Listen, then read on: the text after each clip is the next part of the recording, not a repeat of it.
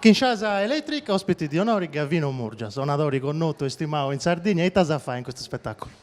Ma un periodo di fare una partecipazione, una sonata per schinisso,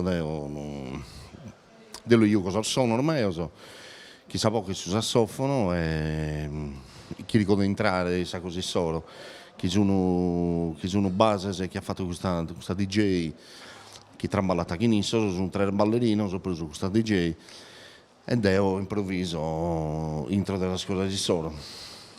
Tu già sei abituato a esperienze internazionali, ma in questo spettacolo è tante, come ti dici sei agattato?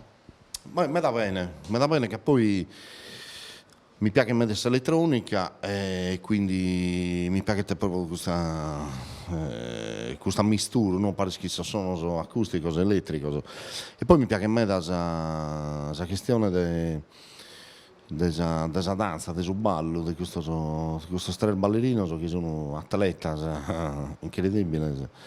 E